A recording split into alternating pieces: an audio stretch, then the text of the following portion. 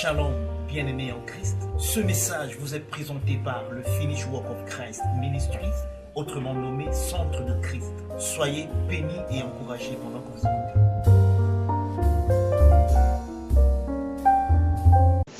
Alléluia. Voilà. Donc nous rendons grâce au Père pour notre dernier mercredi du modus operandi. Donc nous sommes en train de parler depuis le début de ce mois. Les mercredis, nous parlons du modus operandi qui n'est rien d'autre que le mode opératoire, comprendre le modus operandi de Dieu. En d'autres mots, comprendre son mode opératoire. Amen. Et nous avons commencé mercredi passé à examiner 1 Samuel chapitre 16 à partir du verset 7 qui est notre texte de base en ce qui concerne cet enseignement. 1 Samuel 16 verset 7 dit: Et l'Éternel dit à Samuel, ne prends point garde à son apparence ni à la hauteur de sa taille, car je l'ai rejeté. L'Éternel ne considère pas ce que l'homme considère. L'homme regarde à ce qui frappe les yeux, mais l'Éternel regarde au cœur. Amen. L'Éternel regarde au cœur. Donc, c'est ce que nous avons commencé de voir la dernière fois. Et nous avons la dernière fois parlé de l'apparence. Nous avons vu que la première chose qu'il faut considérer lorsque tu veux opérer comme Dieu opère, tu dois faire fi des apparences. Et c'est la même chose que nous allons parler ce soir. Donc ce soir, nous parlerons spécifiquement des apparences. La compréhension du mode opératoire de Dieu et Père de notre Seigneur Jésus est on ne peut plus importante pour toute personne qui veut faire des exploits dans leur marche chrétienne. Amen. Amen. Nous avons vu cela.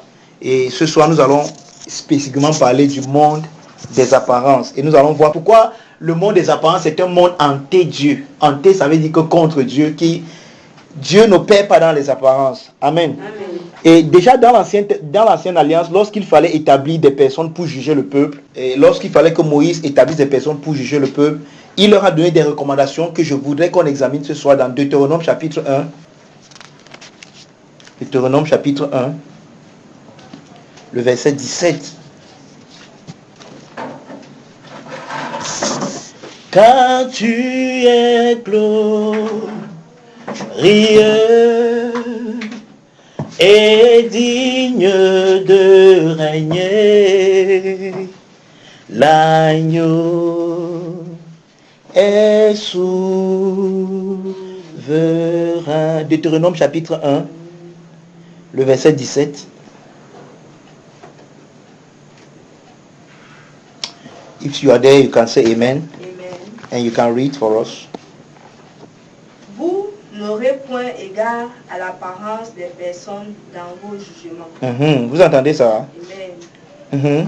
Vous écouterez le petit comme le grand. Vous ne craindrez aucun homme, car c'est Dieu qui rend la justice. Et lorsque vous trouverez une cause trop difficile, vous la porterez devant moi. Vous entendez ça? Je l'entende. C'est Moïse qui est en train de parler. Il dit, je vais lire à partir du verset 16 même: Je donnais dans le même temps cet ordre à vos juges: écoutez vos frères et jugez selon la justice les différends de chacun avec son frère et avec l'étranger. Vous n'aurez point égard à l'apparence des personnes dans vos jugements. Amen. Vous entendez ça? Vous n'aurez point égard à l'apparence des personnes dans vos jugements. Vous écouterez le petit comme le grand. Pourquoi? Parce que chaque fois qu'on tient compte de l'apparence, le jugement ne peut plus être équitable. Le jugement ne sera plus selon la justice, mais selon les apparences. Vous pouvez également lire le chapitre 16, le verset 19. Deutéronome 16, verset 19.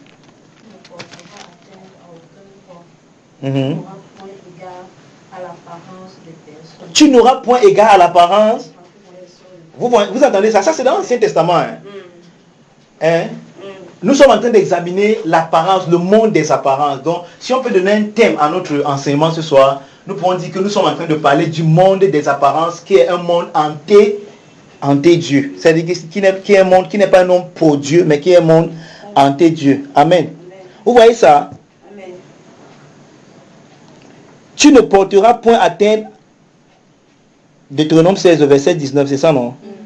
Tu ne porteras atteinte à aucun droit, tu n'auras point égard à l'apparence des personnes, et tu ne recevras point de présent, car les présents aveuglent les yeux des sages et corrompent les paroles des justes.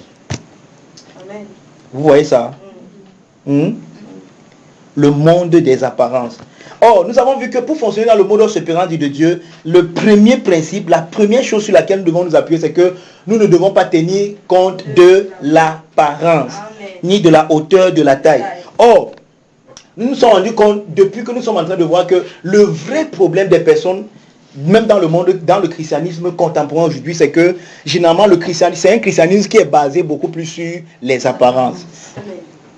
Où on veut nous faire croire que si tu ne manges pas les mokas glacés, si tu ne bois pas tel genre de choses, si tu ne t'habilles pas d'une telle manière, alors tu n'es rien. C'est-à-dire que les gens pensent que pour prouver aux gens aujourd'hui que nous avons Dieu, nous devons le leur prouver dans nos acquisitions matérielles. Ce qui est complètement faux. Parce que cela était vrai, moi je me pose la question. Ça veut dire que le passage de Jésus, la parole incarnée sur la terre, serait un passage vain. Parce que à ma connaissance, Jésus n'a laissé aucune maison. Mais pourtant il a laissé la maison qui est éternelle. Amen. Parce qu'il a dit, je bâtirai mon ecclésia. Hein? Et Étienne pouvait dire aux anciens dans Actes chapitre 7 que Dieu n'habite pas dans les maisons faites de main d'homme, mais dans les maisons que lui-même a bâties. Jésus est venu bâtir une maison, mais la vraie maison alors. Amen.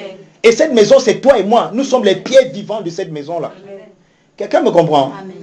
C'est-à-dire que nos yeux devraient être sur les choses spirituelles, les choses éternelles, et non sur les choses physiques qui sont éphémères et dont la durée n'est que éphémère. C'est pour ça que Jésus dit que bâtissez-vous des maisons, et non sur la terre, là où la terre et la rouille peuvent détruire. Vous voyez un peu? Mais il dit que faites-vous des trésors dans les cieux. Quelqu'un va me dire que comment alors est-ce que nous pouvons aller dans le ciel? Il y a des valeurs éternelles qui ne périssent pas.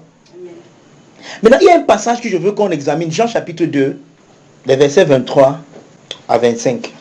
Mon Dieu a tout payé, Jean 2, 23 à 25. Vous entendez ça? Mes frères. Amen. Voilà les gens qui ont cru en Jésus parce qu'ils ont vu des miracles. Mais la Bible déclare que Jésus, lui, ne se fait pas. Maintenant, vous voyez, quand vous lisez l'instant, si seulement en français, comme vous avez lu, surtout avec Louis II, vous ne saisissez pas la quintessence de ce qu'on est en train, de ce qu'on veut communiquer. C'est pour ça que je vais lire le passage, le même passage, mais en anglais. On dit, Now, when he was in Jerusalem at the Passover, in the feast day, many believed in his name when they saw the miracle which he did. But Jesus did not commit himself unto them, because he knew all men, and needed not that any should testify of men, for he knew what was in men. Ouais, ici on dit qu'il ne se fiait pas à eux, mais en anglais on dit qu'il ne s'est pas confié. Il n'a pas dit que les gens qui ont cru en lui. Et d'aucuns vous pouvez se dire que mais voilà, alléluia, voilà les gens qui ont cru en Jésus. Mais on dit que les gens ont cru en Jésus, mais Jésus lui n'a pas cru en eux. Pourquoi? Parce que la foi que les gens s'y ont manifestée reposait sur des choses qui étaient éphémères. Ces gens s'y ont cru en lui, on précise bien. C'est pour ça que lorsque vous lisez la Bible, faites très attention lorsque vous la lisez. Ne la lisez pas comme un roman, mais étudiez le contexte pour comprendre, pour saisir la quintessence de chaque chose. Regardez le verset 23 bien. On dit, pendant que Jésus était à Jérusalem à la fête de Pâques, plusieurs crient en son nom, voyant les miracles qu'il faisait. Donc leur foi n'était pas anodine, leur foi n'était pas vaine, leur foi était basée sur la vue. Ils ont vu quelque chose. Oh, tout à l'heure il y a un passage qu'on va lire où on dit que nous marchons par la foi et non par la vue. C'est-à-dire que la foi de ces gens était basée sur ce qu'ils ont vu, sur les sens. C'était une foi sensorielle, basée sur ce qu'ils ont vu, sur ce qu'ils ont entendu, sur ce qu'ils ont pu toucher, et ainsi de suite, et ainsi de suite. Maintenant, le mot se fier dans ce passage est tiré d'un mot grec pistéo, qui veut dire être persuadé, accorder du crédit. En d'autres mots, voici comment on peut interpréter. On dit, mais Jésus ne leur accordait point le crédit. On dit que ces gens ont cru en lui à cause des miracles qu'il faisait, mais Jésus ne se fiait point à eux. Mais Jésus n'étaient pas convaincus par eux. Jésus n'était pas persuadé par leur foi. Jésus n'accordait pas le crédit à leur foi. Et on nous dit pourquoi? On dit parce qu'ils les connaissaient tous. Maintenant, j'ai aussi regardé le mot connaître ici. Amen. Le mot connaître, c'est le mot grec ginosko, qui veut dire apprendre à connaître, parvenir à une connaissance qui vient par habitude. Donc quand on dit ici que Jésus les connaissait, en d'autres mots, Jésus les connaissait parce qu'il avait passé le temps avec eux. Ici, ce n'est pas une connaissance révélée. Donc, on ne dit pas que Jésus ne se fiait pas eux parce qu'il les connaissait, parce qu'il a eu une révélation d'eux. En d'autres mots, pour savoir que voici comment les gens... Non, le fait qu'il était habitué à eux, il savait que les gens, s'ils ne peuvent pas, ils ne peuvent pas croire en moi comme ça. Il était habitué. Et l'habitude qu'il avait, eux, lui a donné de les connaître. Donc, c'est une connaissance qu'on acquiert par acquittance, par le fait de se frotter à quelqu'un, d'être habitué à quelqu'un. C'est ça qu'on appelle ginosko. On dit que Jésus les ginosko, Jésus les connaissait, Jésus était habitué à eux. Et il savait que les gens, si, ce n'est pas en moi qu'ils croient, mais c'est en mes miracles.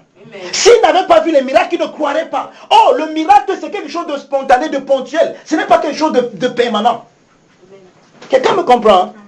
Voici les gens qui ont cru en Jésus, mais Jésus, lui, n'a pas cru en eux. Oh, est-ce que c'est parce que Jésus est méchant? Non. On dit que Jésus les connaissait. En d'autres mots, ces gens-ci n'opéraient pas dans le mode opératoire de Dieu. Quelqu'un me comprend? À la vue des miracles, ils ont cru en Jésus. Maintenant, regardez, Jésus sachant que ces gens, qui pour la plupart étaient des pharisiens, ils étaient avides et insatiables de miracles. Et ils savaient qu'une foi qui repose sur le miracle est aussi volatile que ne l'est le miracle lui-même. Parce que le miracle n'est pas permanent. Le miracle, c'est une chose que tu as, bam, après ça part. Maintenant, si ta foi est basée sur le miracle, ça veut dire que ta foi, dès que le miracle se volatile, ta foi aussi se volatile. Amen. Dès que le miracle s'en va, ta foi aussi s'en va. Parce que le miracle n'est pas permanent. Aucun miracle n'est permanent. Amen. Si vous voyez quelqu'un qui vit dans le miracle de façon permanente, vous devez avoir peur. Parce que rien n'est permanent. Le miracle ne peut pas être permanent. Quelqu'un me comprend? Amen. Le miracle est aussi volatile. Oh, une foi qui se base sur le miracle va se partir exactement quand le... Parce que, regardez, c'est un peu comme... Ça a un effet un peu comme ce qu'on appelle le coup des fous. Bon, beaucoup de personnes appellent ça le coup de fou. Mais moi, j'appelle ça le coup des fous. Ça veut dire que c'est cette sensation qu'on a avec une personne vers qui on est obnubilé. Peut-être à cause de quelque chose qu'on a vu. Vous voyez? Ça peut être peut-être sa forme physique. Ça peut être... la couleur de sa grève. Il y a tellement de choses. Voilà, nous sommes tellement obnubilés que on se sent attiré par la personne et on pense qu'on aime la personne. Mais ce genre d'amour-là, entre guillemets, se volatilise aussi vite que les sentiments. Parce que c'est un amour généralement qui est égoïste. Ça veut dire que je t'aime à cause de quelque chose. Et cette chose m'a attiré vers toi et ça me donne l'envie de toi dans un sens bien précis. Et quand j'ai atteint mon objectif, c'est comme ça que mon amour s'envole. Vous connaissez l'histoire de Amnon. Vous connaissez l'amour d'Amnon, non? Amnon qui aimait sa soeur jusqu'à ce qu'il en devenait malade. Mais dès qu'il a commis l'acte, il l'a détesté de la même passion avec laquelle il aimait avant. Amen. Amen. Vous comprenez donc? Or, pourquoi Jésus ne se fie pas à ces gens? Parce qu'il sait qu'on ne peut pas, une vraie foi, une foi authentique, ne peut pas se baser sur les miracles. Amen. Or, est-ce que vous savez que c'est ce que beaucoup de personnes font aujourd'hui? Beaucoup de personnes aujourd'hui veulent voir les miracles. Pourquoi? Or, c'est pour ça que vous allez voir que beaucoup de personnes, la foi de beaucoup de personnes dans nos églises aujourd'hui n'est pas une foi ferme. Pourquoi? Parce qu'elle n'est pas bâtie sur la connaissance qu'ils ont de Jésus. Amen. Dès que le miracle passe et qu'il y a une épreuve qui vient, qui est même contraire à ce miracle, immédiatement les mêmes personnes qui croyaient hier se mettent à douter. Amen. Amen. Amen. Pourquoi? Parce que la foi ne peut pas être basée sur les apparences, mais elle doit être fondée. La Bible déclare que dans Romains 10, verset 17, que la foi vient de ce qu'on entend, et ce qu'on entend vient du message de Christ, de la parole de Christ. C'est-à-dire que si tu n'as pas reçu la parole de Christ pour communiquer en toi la foi, tout ce que tu penses avoir là, c'est une perception sensorielle. Et la perception là va se volatiliser aussi longtemps que la chose qui t'a captivé dans cette perception va aussi partir. Et c'est une chose qui est sûre. Si la chose est physique, rien de physique n'est éternel. Amen. Amen. Maintenant, ça nous énerve, mais c'est la vérité. Imaginez-vous nos nouvelles paires de chaussures qu'on venait d'acheter, quand elles étaient neuves. Oh, tu marches un peu, non? Dès que quelque chose touche, aïe! Mais 1 mois, 2 mois après, C'est un qui piétine la boue avec la même chaussure là. Pourquoi? Parce que, tu vois, la nouveauté, la chose neuve que la chaussure là avait, l'aspect là n'est plus là. Peut-être parce qu'il y a une nouvelle chaussure qui est sortie, ou bien peut-être qu'il y a une nouvelle paire de chaussures, ainsi de suite, ainsi de suite. Il n'y a rien de physique qui est éternel. Amen. Or, la foi de beaucoup de personnes aujourd'hui n'est basée que sur les choses physiques. Le bling-bling, l'apparence. C'est pour ça que vous allez voir que dans beaucoup de ces choses-là, Dieu n'est pas là-dedans. Pourquoi? Amen. Parce que nous sommes en train de comprendre le modus operandi de Dieu. La Bible déclare que l'homme regarde à ce qui frappe les regards, mais Dieu regarde au cœur. Or, ce qui est dans le cœur n'est pas perceptible. Je ne vois pas vos cœurs. Amen. Je vois vos belles grèves, vos beaux visages, vos belles boucles d'oreilles, vos beaux rouges à lèvres et tout, mais je ne vois pas vos cœurs. Amen. Rien ne me dit que vos cœurs sont aussi beaux que vos visages brillent là. Amen. Amen. Amen. Mais l'homme, depuis d'abord, quand lui regarde, qu'est-ce qu'il voit? Il voit d'abord ce qu'il regarde. Et immédiatement, il se met à juger. C'est pour ça que je vous dis que le monde dans lequel nous vivons, c'est un monde aujourd'hui d'apparence. Et les apparences, comme on le dit souvent, sont trompeuses. Amen. Quelqu'un peut dire avec toi, mais ce sont ses dents qui te montrent, mais son cœur est noir. Amen. Amen. Il t'embrasse, mais dans son cœur, il est en train de dire que vraiment ce qu'il fait par là, il fait l'accident, il meurt. Je vous dis, les gens sont dans un égoïsme que vous ne pouvez même pas imaginer. Quelqu'un me comprend? Je ne suis pas maintenant en train de faire comme si je veux vous amener à détester les gens. Non, mais je vous dis, c'est la réalité du monde dans lequel nous vivons. Ça, on ne peut pas nier ça. Maintenant, ça veut dire quoi? Ça veut dire que quand je suis en relation avec toi, si je dépends de Dieu, Dieu va me montrer ce que tu penses de moi. Est-ce que vous savez ça? Oui. Amen. Amen. Oui. Regardez, c'est pour ça que lorsque Jésus partait dans Jean 5, il a dit quoi? Il dit que je vous enverrai un autre consolateur et il va vous annoncer les choses à venir. Et j'ai l'habitude de dire que les enfants de Dieu ne doivent pas être aussi aveugles que les gens qui n'ont pas Dieu. C'est les gens qui n'ont pas Dieu qui ne savent pas où ils vont. Je vous dis la vérité, que vous pouvez marcher avec quelqu'un, la personne peut même vous empoisonner. Le Saint-Esprit te dit que ne bois pas le vin là. Amen. Amen. Oui, sérieux. Mais ouais, parfois l'Esprit de Dieu en nous veut nous parler, ou bien nous parle constamment. Mais nous, parfois, nous avons fermé les oreilles de l'Esprit. Parce que nos oreilles sont tellement ouvertes aux choses physiques. Ouais, les enfants de Dieu aujourd'hui, au lieu de fonctionner dans leur monde, est-ce que vous savez que naître de nouveau veut dire naître dans un nouveau monde? Amen. Quand vous êtes né de Dieu, vous êtes né dans un nouveau monde. Un monde qui est plus réel que le monde physique dans lequel nous vivons. Amen. Vérité. Mais comme le monde là n'est pas perceptible par nos sens, parfois il nous échappe. Oh, si on n'est pas bien enseigné pour qu'on comprenne que les réalités spirituelles sont plus réelles que les réalités physiques, et que nous pouvons marcher dans ce monde, et que c'est au-dessus, et que c'est en marchant dans ce monde que nous serons toujours au-dessus dans le monde-ci. Pourquoi il dit que ceux qui croient en moi, quand ils boiront un breuvage monté, ils ne feront point de mal? Parce que la réalité dans laquelle tu fonctionnes est élevée. Le poison ne peut pas te toucher à cette réalité-là. Mais si tu ne vis pas dans ce monde, si tu ne t'élèves pas dans cette réalité, et que tu continues à vivre dans le monde des apparences, alors les apparences vont te toucher comme ça touche tout le monde. Amen. Pourtant tu es un enfant de Dieu. Et on va se poser la question, mais Nessa vient au finish work. Nessa c'est le pasteur Nessa qui vient enseigner la parole. Mais pourquoi alors elle est tombée malade? Mais pourquoi alors elle est morte? Elle est morte parce qu'elle n'a pas compris l'enseignement du pasteur Nessa. Amen. Quelqu'un me comprend? Amen. Oui.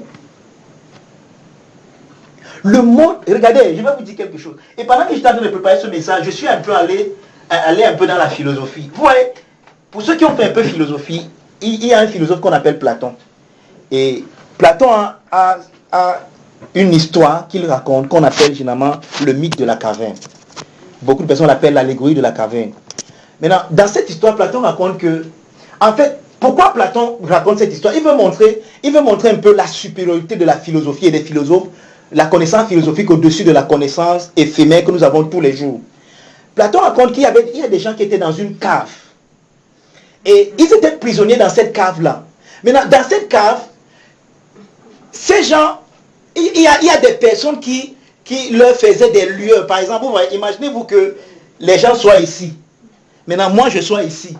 Le soleil est à l'extérieur. Et le soleil, c'est la grande connaissance, selon dans la théologie platonienne. Or, les gens là sont ici, eux, ils jouent. Et ceux qui sont en bas, là-bas, dans la cave, ils voient dans les bédions, on appelle ça dans les bédions, non? Donc, ils voient les silhouettes.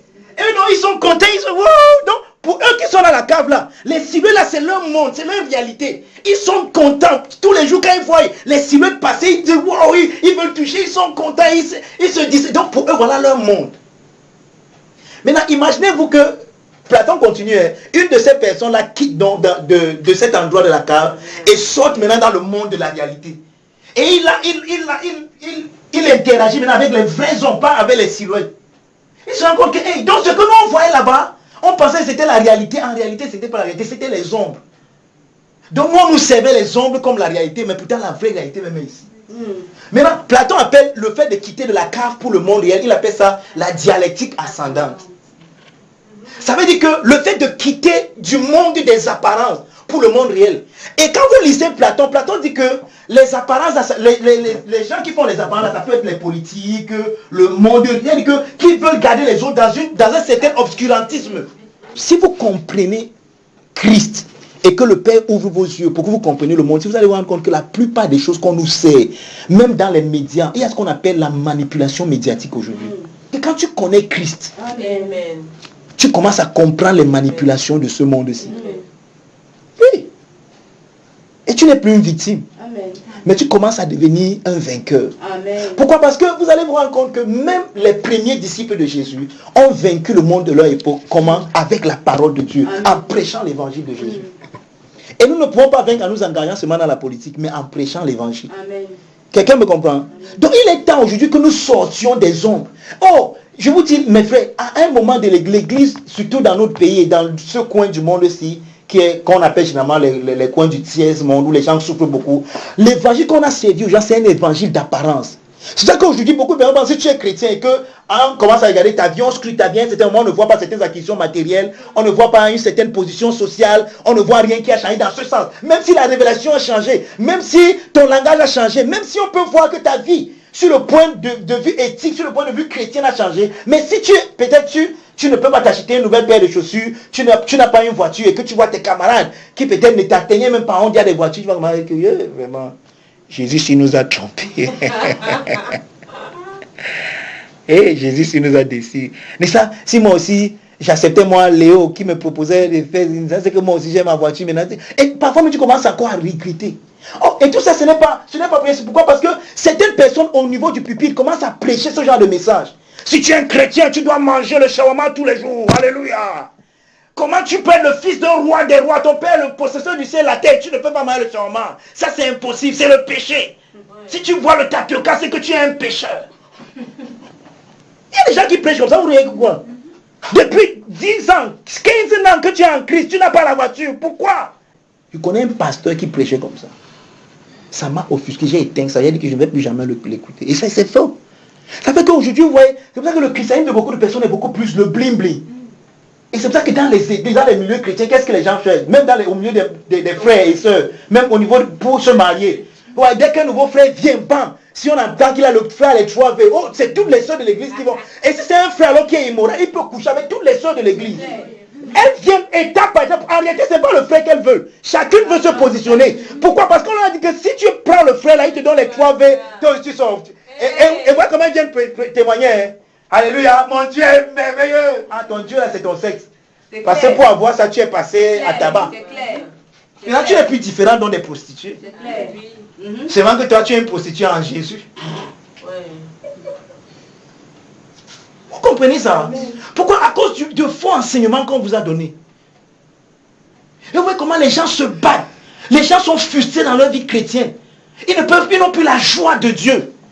Pourquoi? Parce qu'on leur a dit que non. Si tu ne manges pas. Regardez, et nous sommes en train d'examiner des personnes. On a examiné la semaine passée Joseph, non? Joseph a réussi à s'asseoir sur le trône de Pharaon parce qu'il a compris le modus operandi de Dieu.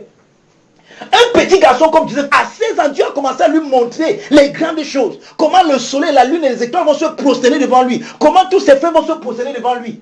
Mais voilà le même Joseph, les circonstances se lèvent contre lui. Et c'est toujours comme ça. Quand Dieu t'appelle vraiment, tu vas passer par des moments où tu vas te poser la question, qu'est-ce que Dieu m'a appelé? On le vend, on l'amène en Égypte, loin de sa famille. Pour lui, il peut se dire que oh, mes rêves ne peuvent pas s'accomplir. Et à l'époque de Joseph, Dieu est omniscient, mais Dieu en ce moment se souscrivait à un endroit. C'est-à-dire que Dieu était le Dieu du peuple d'Israël, le Dieu d'Abraham. Dieu était le Dieu d'un peuple. Dieu avait un peuple qui s'était donné. C'est-à-dire que si pour prier, il fallait aller à Jérusalem prier.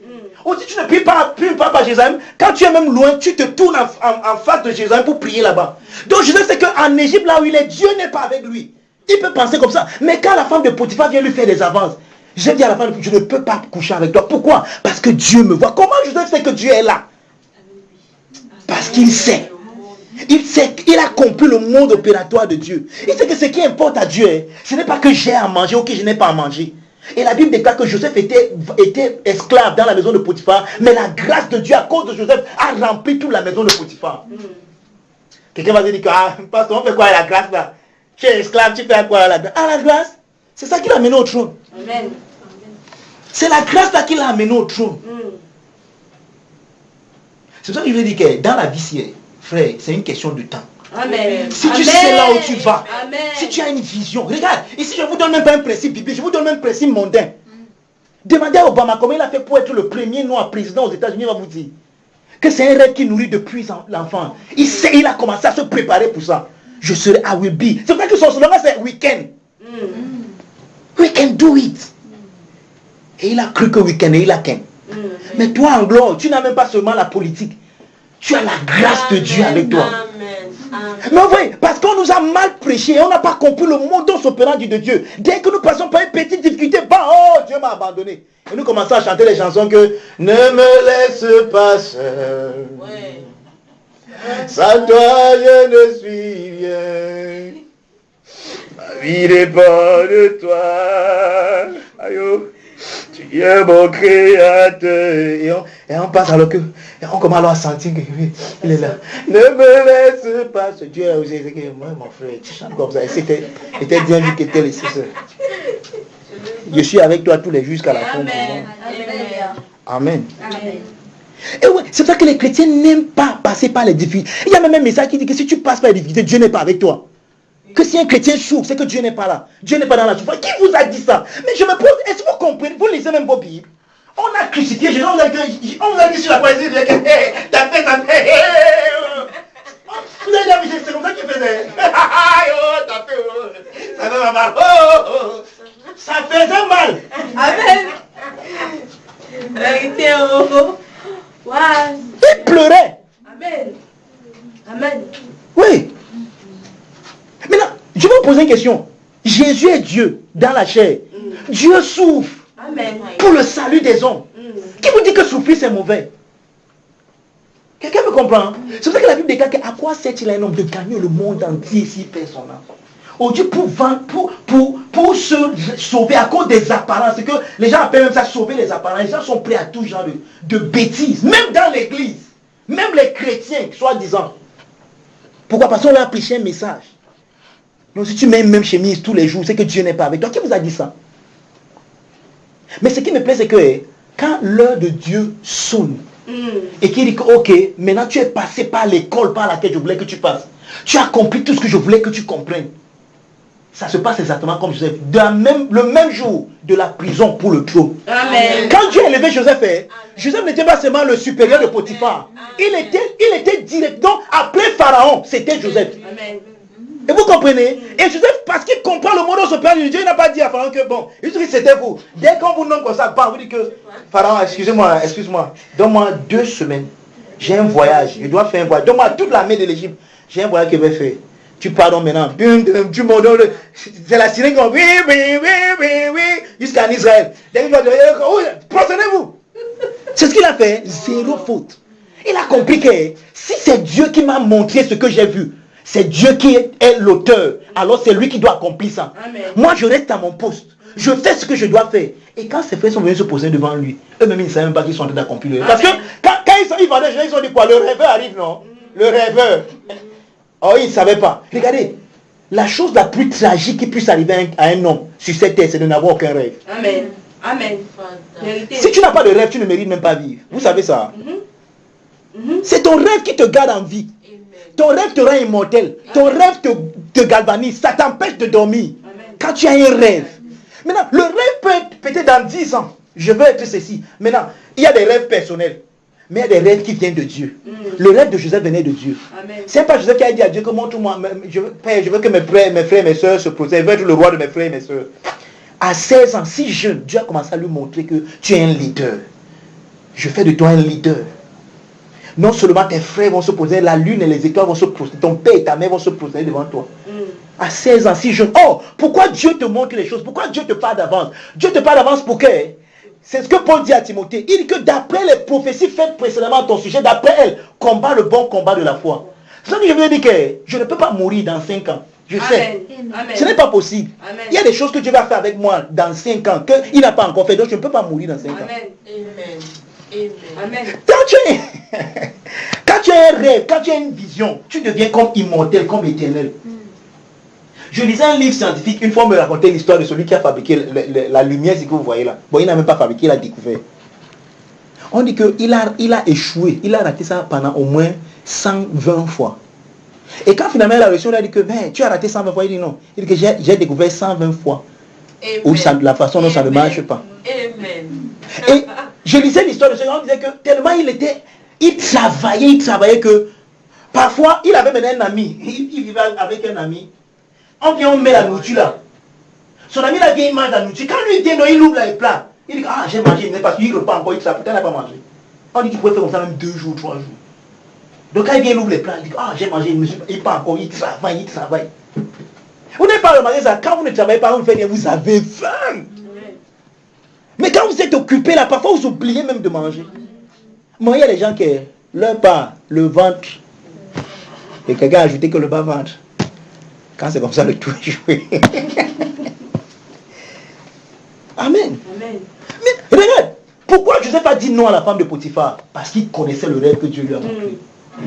Pourquoi il n'a pas été intimidé par la beauté? Je vous ai déjà dit non, les Égyptiens c'était les femmes les plus belles du monde. Peut-être même jusqu'à aujourd'hui. Donc la femme là, c'est pas qu'elle était une juxa. Elle était vraiment belle. Mais pourquoi Joseph n'a pas été intimidé par sa beauté ou bien même par la position que son mari avait? Parce qu'il savait que Dieu a fait de moi un leader. Dieu m'a montré que je suis un leader. Et il a cru à cette vision. Oh, où est-ce qu'il avait gardé ça? Dans son placard. Il marchait avec ça, il avait gardé ça dans ce jachis. La plupart d'entre nous, on a les grosses bibles. Je suis un chrétien.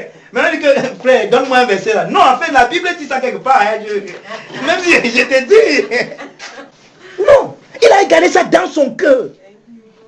Et parce que dans son cœur, personne ne pouvait enlever. La femme de Potiphar, un jour, il a même voulu le violer. Il a dit que, gars, viole mon habit, moi. Je suis pas dedans. Il a laissé l'habit, il est parti. Amen. Elle dit que tu ne sais pas qui je suis. Vous savez, une femme. Bon, c'est que je n'aime pas. Pour nos femmes qui sont en Christ, vous savez qu'en Christ, il n'y a ni femme ni homme. Mais les femmes, c'est dangereuse. Quelqu'un chantait que la femme de mon patron est amoureuse de moi. Elle a dit que si je ne fais pas ça, elle va dire à son mari, je fais comment? En tout cas, moi, il sait déjà comment tu fais. Fais comme Joseph, fuis. Amen. À cause du fait qu'il a compris le mode opératoire de Dieu. Joseph savait que Dieu réside dans son cœur.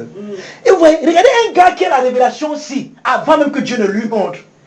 Avant même que ce ne soit l'air où Dieu va habiter dans les cœurs des gens. Mais lui, c'est dire que Dieu habite dans son cœur. Comment il sait? Oui, c'est pour ça qu'il dit que quand vous connaissez Dieu, vous pouvez vivre au devant de votre temps. Amen. Vous pouvez aller au devant de votre temps. Et c'est pour ça que les gens qui connaissent Dieu ils ont toujours une manière de raisonner que les gens ne comprennent pas. Les gens on les juge toujours, on dit que non. Le gars, si tu n'as pas d'église, là, c'est déjà trop entré dans ta tête. Parce que les gens voient, c'est l'église. Or, ils ne savent pas qu'au-delà de l'église, c'est que c'est la vie avec Christ. C'est Christ qui habite en toi. Oui, on peut m'enlever l'église, on peut m'empêcher de venir ici. Mais on ne peut pas enlever Christ en moi. Amen. Et pour ceux qui ont habité à moi, ils savent, non? Voici ma petite soeur. Mon père m'a persécuté. On m'a même mis en cellule. Et je m'appelle quand j'étais en cellule, il disait que pour que je sorte de la cellule, il faut que je signe quelque part que je ne vais plus jamais invoquer le nom de Jésus. J'ai regardé mon père en face. Mon père qui m'a élevé, on l'appelait 12 lions, donc ce n'était pas un blagueur. Il ne nous a pas habitués à être trop ses amis. Amen. C'était un bon père, mais il ne nous a pas trop habitués. C'est-à-dire que celui-là, quand il venait, vous savez que le lion est là. Chacun prenait sa place. Mais j'ai regardé mon père, il a dit que papa, je ne fais pas, je ne le signe pas. Qui me motivait là-bas? Mon pasteur était là-bas avec moi. Il y avait un frère là-bas. Ouais, quand tu fais la religion, à un moment, ça te rattrape. Mais quand tu es authentique aussi, quand tu vis des situations, c'est là où tu te rends compte. Je ne peux pas compter combien de fois j'ai dormi dehors là-bas à des deux plages. Parce que chaque fois que j'allais à l'église, mon père fermait la porte de ma chambre et je dormais dehors. Dans le quartier, là, avec toute la promiscuité, là, parfois je marchais la nuit, parfois je pleure, parfois je chante. Je marche à nuit dans le quartier. Mais je disais à quelqu'un ici l'autre jour que Ces moments-là, parfois, j'ai encore envie de les revivre. Pas de souffrir. Mais parce que, dans ce moment-là, il y a quelque chose que tu expérimentes. Tu sais que Dieu est là avec toi. Qu'il ne t'a pas abandonné. Et qu'il ne peut même pas t'abandonner. Tu le sais. Pourquoi? Parce que à ce moment-là, c'est une communion de cœur à cœur avec Dieu. Ce n'est plus un problème de que la Bible, Dieu a dit, le pasteur a dit, ou bien l'église a dit. Ce n'est plus là. Qu'est-ce qui me motivait là-bas? Ce n'était pas un problème d'église.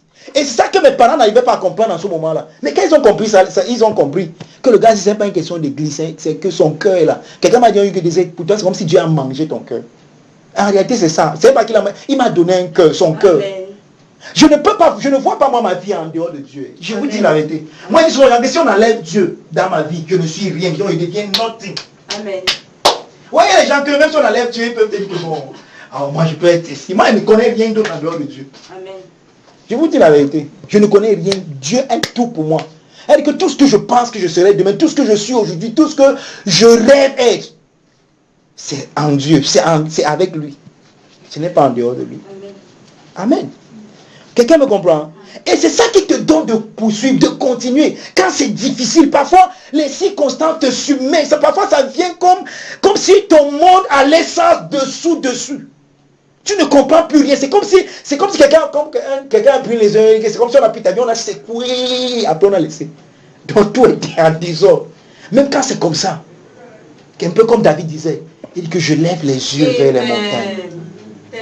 Et je vous ai dit ici que lever les yeux ne veut pas dire regarder le firmament, mais regarder au-delà de la circonstance. Voir au-delà. En d'autres mots, voir comme Dieu voit. Regardez comme le modus operandi de Dieu. Qu'est-ce que Dieu pense de moi? C'est pour ça que si vous n'avez aucune parole de Dieu, à un moment de votre vie, vous allez abandonner. Amen. Si Dieu ne vous a jamais rien dit, à un moment vous allez vous demander que, mais, vous avez pensé que c'est une histoire, c'est même quelle histoire là? C'est même l'histoire du pasteur des aînés. C'est celui qui dit ça, Dieu parle, il parle. Est-ce que moi Dieu m'a dit à parler? Ah pardon. Il m'avait moi fait mes choses. Il a laissé les gens. Pourquoi? Parce que vous n'avez pas une conviction interne dans votre propre cœur. Pourquoi? Quelqu'un me comprend? Le modus operandi de Dieu, c'est quelque chose de capital. Je veux qu'on regarde l'exemple de quelqu'un ce soir. On en a souvent parlé, mais on n'a pas examiné son exemple. Regardons un peu l'exemple de Lot. Allons un peu dans Genèse chapitre 13. Je veux un bon lecteur. On aura beaucoup à lire. Genèse chapitre 13. À partir du verset 2. 2 à 13. Allons-y, si quelqu'un a trouvé lire. Abraham était très riche en troupeaux, en argent et en or. Il dirigea ses marches du midi jusqu'à Bethel, jusqu'au lieu où il était sa tente au commencement, entre Bethel et Haïr.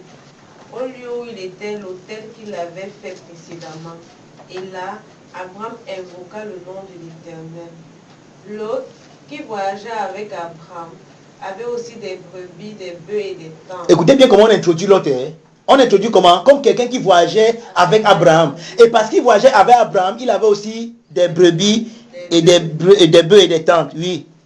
Et la contrée était insuffisante pour qu'ils demeurassent ensemble. Car leur bien était si considérable qu'ils ne pouvaient demeurer ensemble. Il y eut querelle entre les bergers des troupeaux d'Abraham et les bergers des troupeaux de Lot. Les Canaïens et les Phérésiens habitaient alors dans le pays. Abraham dit à Lot, qu'il n'y a point, je te prie, de dispute entre moi et toi, ni entre mes bergers et tes bergers, car nous sommes frères. Tout le pays n'est-il pas devant toi? C'est pas toi don de moi. Si tu vas à gauche, j'irai à droite. Si tu vas à droite, j'irai à gauche. Mais là, vous voyez, et regardez, et je vous disais l'autre jour que la plupart d'entre nous, chaque fois que nous sommes confrontés à faire des choix dans notre vie, nous faisons des erreurs dans nos choix simplement parce que nous ne comprenons pas le modus operandi de Dieu. Voici Lot. Lot, c'est qu'il est riche parce qu'il est lié à Abraham. Abraham a une alliance avec Dieu, avec le Dieu Tout-Puissant. Maintenant, le moment arrive où Abraham est l'oncle de Lot. Lot est le neveu d'Abraham. L'oncle de Lot lui dit que mon frère, pourquoi on ne se bagarre pas, séparons-nous. Maintenant, toi choisis. Si tu vas à gauche, j'irai à droite. Si tu vas à droite, j'irai à gauche. L'autre moment dans la sagesse, c'est ce qu'il devait faire. C'est un peu comme ton père veut te dire que ma fille, maintenant tu es déjà grande. Maintenant, assure-toi, va, il sait pas moi, va louer ou bien faire. Bon, tu peux dire à ton père que non, papa, qu'est-ce que tu aimes? Pour quelqu'un qui est censé dire que papa, C'est toi qui m'as appris tout ce que je sais. Qu'est-ce que tu aimerais que je fasse? Tu aimerais que je parte où? Tu aimerais que j'aille louer où? Pour quelqu'un qui dépend des hommes et qui sait que son père peut l'orienter, voilà comment ils font. Il sait que ce qu'elle dit là, c'est trop absent de notre culture d'aujourd'hui. Si vous voulez savoir là, j'interroge même seulement Google, Internet, WhatsApp. On a déjà toutes les informations. Amen. Amen. Alors que l'autre laisse son oncle choisir pour lui. Maintenant, regardez, à partir du verset 10, on nous montre les critères du choix de l'autre. L'autre choisit. Il dit que ok, toi, tu avais choisi. Maintenant, qu'est-ce qu'il fait? Il regarde. Il fait comme la plupart d'entre nous. Chaque fois que tu es confronté à un choix, tu mets d'abord en avant tes intérêts. Qu'est-ce que ça va m'apporter? Qu'est-ce que ça va me produire? Nous vivons dans un monde aujourd'hui, le capitalisme à outrance, où le profit à tout niveau, à tout prix, à tous les prix. J'ai porté un gars l'autre jour. Il a dit par exemple que je vais ici au Carrefour, là, peut-être ici au lycée de Bonassama pour le Carrefour là. Un gars lui dit 500. Mais le gars s'est offusqué. Après il vient, il me dit Carrefour là, il dit que oui, monte. Il me dit j'ai 100 francs, il dit oui, allons-y. Il dit que mais vraiment, il a commencé à parler. Il dit que je te comprends, il dit que mais tu n'as pas raison aussi de te fâcher. Puisque le marchandage, je peux te dire même 1000 francs. Maintenant qu'il t'a donné, il me dit que j'ai 100 francs, on part. Donc même si tu as dit 500, tu n'as pas raison. Il dit que mais gars, il exagère. Il dit que non. Mais quelque part, il a raison, il exagère. Mais pourquoi? C'est comme ça, l'homme est comme ça. Nous sommes dans un monde de capitalisme. Donc chacun veut, s'il sent que tu ne connais pas, il va te dire même 1000 francs. Après tu te rends compte que hey, c'était ici, oui. Ok. Pourquoi? Parce que c'est comme ça que l'homme est. Nous regardons d'abord les intérêts. Qu'est-ce que je profite? Qu'est-ce que je gagne? Même dans les choses où ce n'est pas les intérêts qui doivent passer de l'avant, nous mettons d'abord les intérêts en avant. Par exemple, dans le choix du conjoint, il y a beaucoup de belles et jolies filles devant moi. Parfois, c'est les erreurs que nous faisons. Parfois, il y a un bon frère, un bon gars là, qui a souffert avec nous, qui nous a... Mais dès que quelqu'un vient avec les 3V, voiture, villa, virement. Oh, en ce moment-là, regarde, c'est pas la personne là que tu aimes, mais c'est ce qu'il a. Oh, si tu l'aimes pour ce qu'il a, tu vas le perdre. Amen. Amen. Amen. Même s'il a toujours, vous ne pouvez pas être heureux. Parce que ce qui maintient deux personnes ensemble, ce n'est pas les acquisitions matérielles. Même l'amour là, ce n'est pas l'amour mou. C'est l'amour. Ce n'est pas l'amour, c'est l'amour. Parce qu'il y a l'amour et l'amour. L'amour est mou. Amen. Amen. Oh, l'amour c'est quoi? L'amour n'a rien à voir avec son physique, avec comment il est, comment... Oui, regardez, je ne sais pas pourquoi, chaque fois que j'arrive à ce niveau, j'ai envie de bondir là-dessus. Regardez, pourquoi? Parce que le mariage est quelque chose de très important aujourd'hui. Beaucoup de personnes ont commis des erreurs là-bas dedans, ils sont aujourd'hui en train de regretter. Et quand on a l'occasion d'enseigner, vraiment comprenez, c'est très important. Oui, parfois, nous les jeunes, on n'entend pas souvent, on n'écoute pas souvent les conseils des aînés, jusqu'à ce que parfois on se frotte, ou alors on se frappe le visage au mur. C'est là qu'on comprend que pourquoi je n'ai pas écouté. Regardez, frère, dans une relation, quelle que soit, même la relation que nous avons ici en tant que famille chrétienne, entre nous, si je ne vous considère pas, si je ne vous aime vraiment pas, même ma manière de vous enseigner, je vais commencer à vous regarder par intérêt. Qu'est-ce que vous peut même me donner? Vous savez qu'il y a des pasteurs qui voient les gens comme ça. D'autres qui voient peut-être comme Tatiana vient ce soir, elle est jolie, non. C'est ce qu'elle a beaucoup d'euros. Et vous savez comment il fait, comment prêcher. Il y a une fille, si tu as des... Le problème c'est qu'il va attirer ton... Et dès qu'il attire ton... Après, vois-moi à la fin du culte et après, il faut que tu me donnes 10 000. Et que lui, dès qu'il voit les gens, il voit directement l'argent. Oh, regarde. Si la relation que tu as avec les gens dépend de ce que tu peux avoir d'eux, tu n'es pas un ami, tu es une censure. Quelqu'un me comprend? Mais comment est-ce que parfois nous faisons les choix que nous avons chaque jour? Comment est-ce que nous choisissons les gens avec qui nous marchons? Comment est-ce que nous choisissons les emplois? Comment est-ce que nous choisissons telle chose? Finalement, les choix sont basés sur les matures vues, les apparences. Je marche avec la personne tiers. Parce que si j'ai un problème demain, elle peut m'aider. En réalité, tu ne l'aimes pas. Tu marches avec elle. Tu marches avec son aide, l'aide qu'elle peut t'apporter. Et c'est vrai que demain, si la personne refuse d'apporter l'aide, votre relation est bonne. Et ça devient que tu m'as déçu. Oh, on commence à bagarrer dans les coins de rue, ainsi de suite. Amen. Amen. Verset 10. L'autre leva les yeux et vit toute la plaine du Jourdain qui était entièrement arrosée. Vous entendez ça? Elle était arrosée. Maintenant, regardez, avant que l'Éternel eusse détruit Sodome et Gomorrhe, c'était jusqu'à soir comme un jardin de l'Éternel, comme le pays d'Égypte. Donc, c'était beau. L'autre regarde. Tonton, la foyer, Digo. Ma fille, tu l'aimes? L'amour va venir, papa. C'est ça qu'on mange. Il y a un film, je ne regarde pas ça constamment, mais je connais. Quand je regarde quelque chose, je vois l'historique. Il y a un film qu'on montre dans les télénovelas qu'on appelle Ruby. Ça a une histoire comme ça, n'est-ce pas? Vous avez vu la fille là, sa mère lui dit que ma fille, ce n'est pas l'argent qui est important, elle dit que maman, c'est aussi quand même important. Ouais, il y a plein de rubis ici dedans. Maintenant, verset 11. Lot choisit pour lui toute la plaine du Jourdain et il s'avança vers l'Orient. C'est ainsi qu'il se séparait de Lot. Abraham habita dans le pays de Canaan et Lot habitait dans les villes de la plaine et dressa ses tentes jusqu'à Sodome. Oh, regardez, voici l'information maintenant qui échappait à Lot. C'est pour ça que le psaume 16, verset 14 dit que telle voie paraît droite à un homme, mais son issue, c'est la mort. Oh, Dieu voit en même temps ce que tu vois et ce que tu ne vois pas. Donc, si Dieu te dit que ma fille ne fait pas ça, ce n'est pas parce que Dieu ne t'aime pas. C'est parce que Dieu sait que toi, tu vois que ça brille, mais il te dit que ma fille, tout ce qui brille n'est pas or. Mais toi, tu ne comprends pas ça. Regardez l'information que l'autre n'avait pas, verset 13. Les gens de Sodome étaient méchants et de grands pécheurs contre l'Éternel. Et vous voulez que je vous dise comment Pierre décrit la vie de Lot dans cette contrée-ci? 2 Pierre chapitre 2. Regardez comment Lot vivait à Sodome et à Gomorrhe, dans cette contrée que lui il a vu qui était alléchant, c'était beau à voir. C'était comme le jardin d'Éden. 2 Pierre 2, versets 6 à 8. Quelqu'un est là, hein? Allons-y. S'il a condamné à la destruction et réduit en cendres les villes de Sodome et de Gomorrhe, les donnant comme exemple aux impies à venir. Oui. Et s'il a délivré Lot le juste, profondément attristé de la conduite de ces hommes, sans frein dans leur dérèglement. Vous entendez ça? Amen. On dit que Lot était tous les jours attristé par le comportement de ces gens sans frein. Attendez, tout à l'heure on va lire, je vais vous lire Genèse 19, comment les gens de Sodome. Vous savez que même le mot sodomie là, ça vient de Sodome, non? Oh, Sodome. Mais c'est lui qui a choisi, non? Son nom dit que mon frère choisit, on dit qu'il a regardé. Lui, il a vu que c'était beau. Mais regardez ce qui était beau là, ce qui avait l'apparence de la beauté. Regardez ce qui se cachait à l'intérieur. Regardez ce qu'il n'avait pas vu quand il choisissait. C'est pour ça que quand Jésus voulait, je vous ai dit ça la semaine passée, quand Jésus voulait apprendre cette leçon à ses disciples, il les a amenés à Césarée de Philippe. Il leur a posé une simple question. Qui dit-on que je suis moi le Fils de l'homme? Ils ont commencé à dire des choses selon ce qu'ils voient, selon les apparences.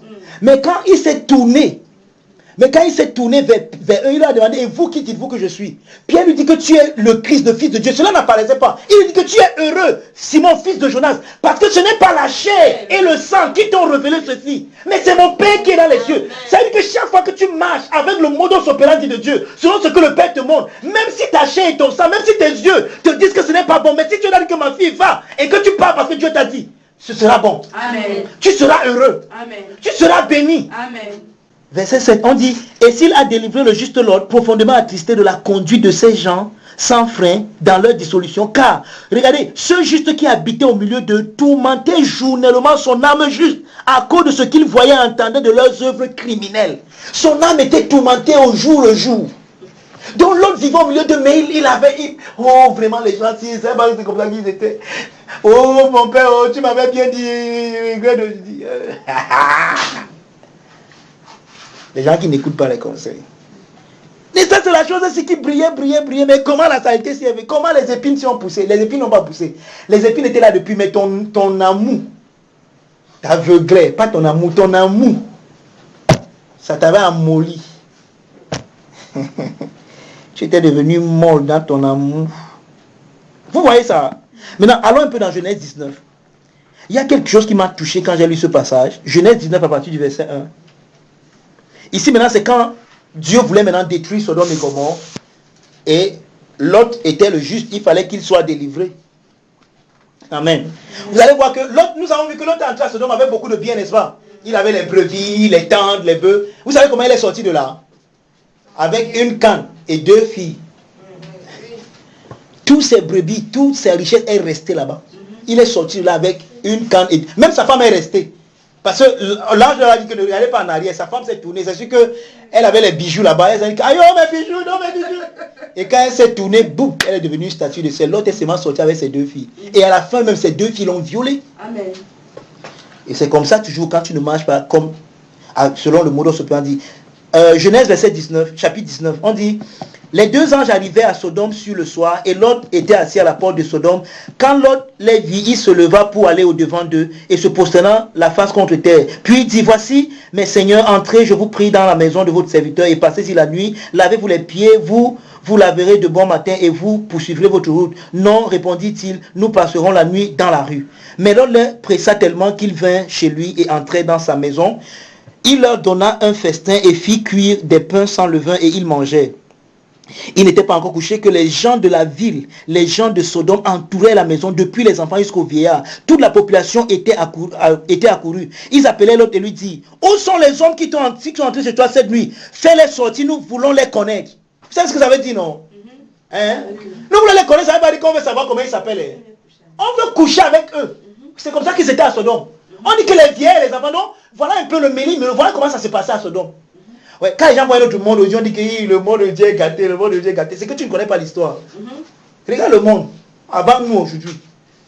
On dit que les vieillards et les enfants, tout le monde, on a vu que les anges avaient une belle apparence. On a vu des beaux hommes qui sont venus. Et ce sont les hommes qui veulent coucher avec eux. Donc vous allez voir ce qu'ils veulent faire. Ils veulent les sodomiser. Tous. On veut les connaître. Mais voici ce qui m'a toujours étonné dans ce passage. L'autre sortit vers eux à l'entrée de la maison et ferma la porte derrière lui. Il dit, mes frères, je vous en prie, ne faites pas le mal. Voici, j'ai 2 filles qui n'ont point connu d'homme. Je vous les amène dehors et vous leur ferez ce qui vous plaira. Seulement, ne faites rien à ces hommes parce qu'ils sont venus sous l'ombre de mon toit. Il dit, retire-toi. Il dit encore, celui-ci est venu comme étranger, il veut faire le juge. Eh bien, nous te ferons pire qu'à eux. Donc il voulait lui-même bien le sodomiser. Maintenant, moi ce qui m'étonne, c'est que je me pose une question. Comment l'autre a 2 filles qui sont vierges à Sodome et Gomorrhe? C'est là. Pause and think. Dans cet environnement-ci, dans ce monde-ci, que vous pouvez imaginer là, on dit que les petits et les vieux sont venus, veulent sodomiser 2 personnes qui sont entrées chez l'autre. L'autre a 2 filles qui ne connaissent pas d'homme, qui sont vierges. Vous savez ce que ça me montre? Ça veut dire que tu n'es pas obligé de suivre la tendance. Amen. Tu peux faire la différence partout où tu te trouves. Amen. C'est seulement la leçon qu'on retient là-bas. Ouais, les gens s'étaient prêts même à sodomiser l'autre. Les hommes étendirent la main et firent rentrer l'autre vers la maison et fermer la porte. Et ils frappaient d'aveuglement les gens qui étaient à l'entrée de la maison, depuis le plus petit jusqu'au plus grand, de sorte qu'ils se donnaient la peine à retrouver la porte. Donc ils ont frappé d'aveuglement ces gens et ils n'ont pas pu trouver la porte. C'est comme ça qu'ils se sont dispersés. Maintenant, si vous lisez, à cause du temps, on ne va pas lire, mais si vous lisez à partir du verset 30 jusqu'au verset 38, vous allez voir ce qui s'est passé. Vous allez voir que là-bas, l'homme est sorti de Sodome et Gomorrhe. Sa femme est restée parce qu'elle est devenue statue de sel. Et il est sorti là-bas avec ses 2 filles. Et quand ces 2 filles sont arrivées dans une autre ville avec leur père seulement, il n'y avait aucun autre homme. Elles se sont dit entre elles que, mais mon frère, la grande soeur dit à la bise que, mamie, là on est ici, si on s'amuse ici, on peut rester nous sans postérité. Faisons boire notre père ici. Toi, tu pars d'abord coucher avec lui. La grande soeur est partie, elle a couché. Après, un autre jour, ils ont fait boire le père. La petite soeur est couchée. Les 2 ont été enceintes de leur père. Et ils ont accouché les Moabites et une autre race là. Allez lire qui sont les Moabites. Ils sont devenus les ennemis du peuple d'Israël. Donc, l'inceste de l'autre a produit les ennemis de Dieu. Oh, tout ça vient d'où? Tout ça vient d'où? Dès le premier jour où son nom lui a dit choisis. Et quels étaient les critères de son choix? Les apparences. Les apparences. The way this girl is shining, my brother, I die now for ya. Die. You are sure you go die now for this. Vous comprenez? Le monde des apparences. Le monde dans lequel nous vivons, c'est un monde d'apparence. Combien de choses nous faisons tous les jours juste pour les apparences? Il y a des gens même qui disent que non, je veux sauver les apparences. Tu sauves quelles apparences? Marc 12, verset 14. Vous allez voir ce qui faisait la différence entre Jésus et toutes les autres personnes qui prêchaient comme lui. Vous allez voir que la différence entre celui qui est vrai et celui qui n'est pas vrai. Là voici ici, Marc 12, verset 14. Allons-y rapidement. Si quelqu'un l'a lu. Et il vint lui dire. Tout le monde est là. Hein? Marc 12, verset 14. Si vous êtes là, dites Amen alors. Amen. Allons-y. Et il vint lui dire, Maître, nous savons que tu es vrai. Nous savons que tu es vrai. Et que tu ne t'inquiètes de personne. Parce que. Car tu ne regardes pas à l'apparence des hommes. Et tu enseignes la voie de Dieu selon la vérité. Vous voyez, tu ne peux pas enseigner la voie de Dieu selon la vérité si tu tiens compte des apparences. Parce que, regardez, la Bible, la Bible dit que dans les derniers temps, les hommes auront la démangeaison d'entendre les choses agréables. Et ils vont se faire une foule de docteurs selon les désirs de leur cœur. Il y a des endroits où tu prêches même la vérité, les gens n'aiment pas la vérité. Ouais, les gens aiment le genre de message qui leur montre, qui les dédouane. Où on leur dit que non, si tu es comme ça, c'est parce que ton grand-père t'a tenu captif. Si tu souffres comme ça, c'est parce qu'il y a telle personne qui te veut du mal. C'est que les gens veulent toujours trouver un bouc émissaire quelque part. Mais si tu leur dis que non, regarde, même si quelqu'un te voulait du mal, si tu es en Christ, tu es une nouvelle créature. Amen.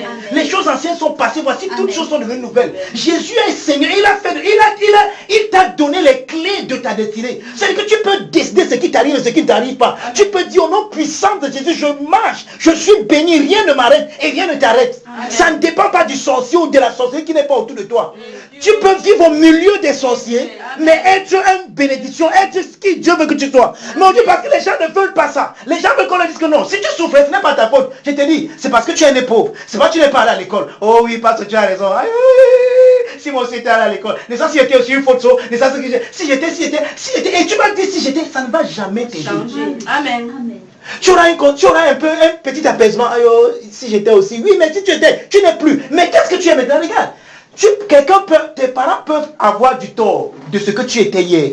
Mais ce que tu seras demain dépend de toi. Amen. Est-ce que vous savez ça? Quand tu viens en Christ, Dieu te rend responsable. Amen. Et les gens n'aiment pas le mot là, responsable. Les gens n'aiment pas la responsabilité.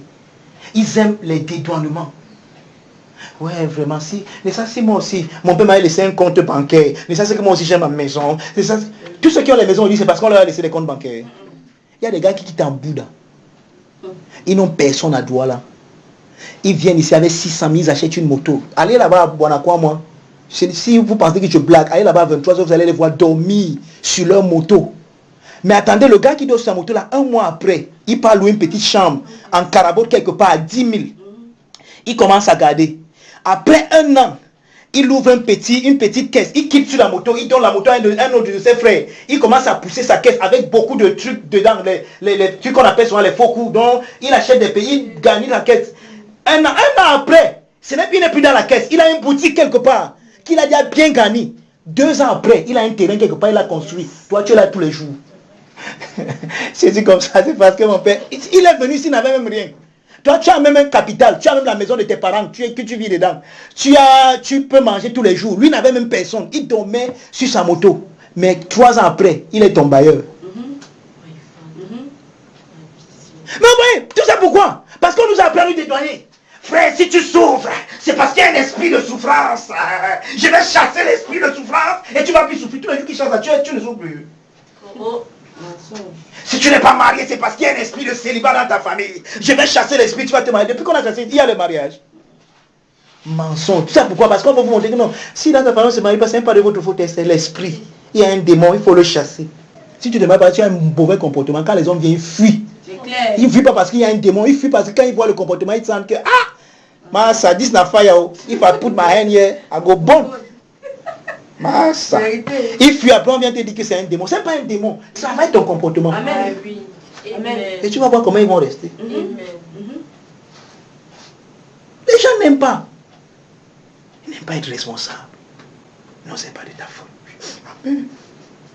Oh, mais je savais que c'est mon oncle. Il m'a tué, détesté. Même si ton oncle te déteste, même si personne ne t'aime dans ce monde, l'amour de Dieu suffit. Amen. Quelqu'un me comprend? Amen. Savoir que Dieu m'aime, je m'en fous de qui ne m'aime pas. Amen. Savoir que Christ est avec moi, je m'en fous de qui n'est pas avec moi. Amen. C'est pour ça que vous pouvez voir comment je prêche. Donc, souvent il y a une personne, 2 ou 3 personnes ici. Je prêche avec le même engouement. Même quand j'ai 1000 personnes. Tu as vu la vidéo non, où je prêchais là-bas devant près de 1000 personnes. Non, je prêchais comment? C'était différent de ce que je fais ici. Pourquoi il prêche comme ça? Parce que je sais là où je pars. Amen. Je vous dis la vérité. Alléluia. I know where I'm going. Et j'y vais étape par étape. Je ne me dérange pas. Oh, yes. Et rien ne va nous arrêter. Amen. Amen. Oh, c'est pas un sorcier. Il n'y a aucun sorcier qui peut nous arrêter. Amen. Ils ne sont même pas encore nés. Amen. J'essaie de dire que les sorciers dans le camp de Satan sont les plus petits. Et c'est la vérité. Amen. Donc si un sorcier te dérange, c'est que toi alors tu n'as pas grave. Donc si un bon résultat te prend, il va seulement te tuer. C'est clair. Parce que dans le monde, là, les sorciers sont les plus petits. Quelqu'un va me demander que parce que tu connais ça, comment je connais. Je n'ai jamais été sorcier, mais je sais. Parce que j'étudie. Amen. Mais aujourd'hui, à cause du fait qu'on ne connaît pas le monde de son père de Dieu, on juge selon les apparences. Oh, regardez, le monde d'apparence, c'est même ça le monde de la sorcellerie. Un sorcier, c'est quoi? C'est quelqu'un qui manipule les apparences pour te manipuler. Et pour te mettre dans son sac. Et quand tu es dans son sac, il fait de toi ce qu'il veut. Et parfois même des chrétiens, des gens qui se disent chrétiens, sont manipulables comme ça. Pourquoi? À cause de la mauvaise information qu'on leur donne tous les jours. Si tu penses que ta vie dépend de ce que tu as ou bien de ce que tu n'as pas, un bon sorcier, tu tombes devant un bon sorcier qui te terrorise. Amen. Maintenant, toi, quand tu vois ça, tu vas te dire que aïe, ce qui en toi est plus grand que le Amen. Amen. Amen. Amen. Vérité. Mais si tu ne connais pas ça, tu vas être facilement manipulable. Et c'est pour ça que les chrétiens aujourd'hui sont manipulables. Pourquoi? Parce que tout ce qu'ils veulent, c'est ce que Dieu peut faire pour le miracle. Parce que moi, il ne veut pas écouter la parole. Ce qu'il veut, c'est que tu pries pour moi. Mes cheveux deviennent comme pour Sangoku. Waouh! Voilà, moi, je sens que Dieu m'a touché. Regarde, même tes cheveux deviennent comme pour Sangoku. Après, ça va redevenir noir. C'est clair. Et ça n'aura rien changé dans ta vie. Sinon, vous allez voir dans ces milieux-là, les gens tombent, ils vomissent, ils chient, ils font des trucs, mais ils sont les mêmes. Amen. Rien n'a changé. C'est pour ça que vous allez voir, ils vont de ce genre de lieu en ce genre de lieu, cherchant vraiment le plus puissant. Et ils ne vont jamais trouver. Jusqu'à ce qu'ils s'asseyent et ils écoutent la parole de Christ. Amen. Donc Jésus enseignait avec vérité. Pourquoi? Parce qu'il ne regardait pas à l'apparence. Mais il regardait à quoi? Au cœur. Le cœur. C'est pour ça qu'il n'a pas cru en ces gens qui avaient cru en lui.